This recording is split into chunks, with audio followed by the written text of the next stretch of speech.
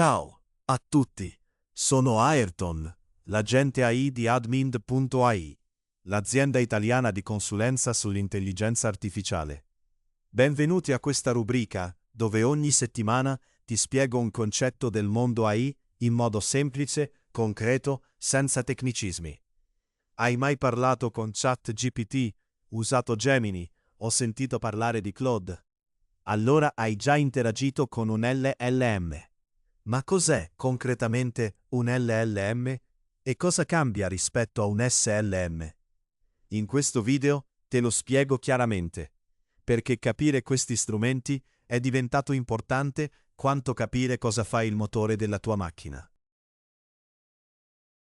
LLM sta per Large Language Model, in italiano modello linguistico di grandi dimensioni. Ma lascia stare il nome formale per un momento. E pensa a questo.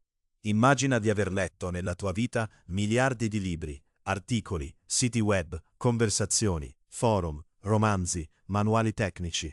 Praticamente tutta la scrittura umana disponibile su internet. Dopo aver letto tutto questo, hai sviluppato un'intuizione straordinaria per il linguaggio. Sai come rispondere a una domanda, come scrivere una email, come spiegare un concetto complicato. Ecco, un LLM fa esattamente questo, ma in modo artificiale e su una scala che nessun essere umano potrebbe mai raggiungere. Durante la fase che si chiama addestramento, il modello analizza miliardi di testi e impara i pattern del linguaggio. Quali parole vengono insieme, come si costruisce un ragionamento, come si risponde a una domanda. Non memorizza tutto, invece comprime queste conoscenze in miliardi di parametri, che sono un po' come i neuroni del suo cervello artificiale. Quando tu scrivi una domanda, il modello non cerca in un database, genera la risposta parola per parola, basandosi su quello che ha imparato. È un po' come un musicista jazz, non suona note a memoria, improvvisa in base a tutto quello che ha ascoltato e studiato. La L di large si riferisce alle dimensioni. I modelli più grandi oggi hanno centinaia di miliardi di parametri. GPT-4, Claude, Gemini Ultra, questi sono giganti. Richiedono data center enormi, server potentissimi e costano milioni di dollari da addestrare. Per questo vivono nel cloud. Li usi via internet, come un servizio. È come avere accesso a una biblioteca infinita, gestita da un team di esperti. Ma devi connetterti ogni volta. E allora cos'è un SLM? La S sta per small, piccolo. Un Small Language Model è lo stesso concetto di base, ma in formato ridotto. Invece di centinaia di miliardi di parametri, ne ha qualche miliardo, o anche meno. Perché esiste? Perché non tutti hanno bisogno di un LLM gigante. Pensa a un meccanico che usa un set di attrezzi completo, ma quando devi solo stringere un bullone, ti basta un cacciavite. Gli SLM sono i cacciaviti del mondo AI. Il vantaggio enorme degli SLM è che possono girare direttamente sul tuo dispositivo, il laptop, lo smartphone, persino una Raspberry Pi. Nessuna connessione internet necessaria, nessun dato che va su un server remoto e soprattutto costi bassissimi.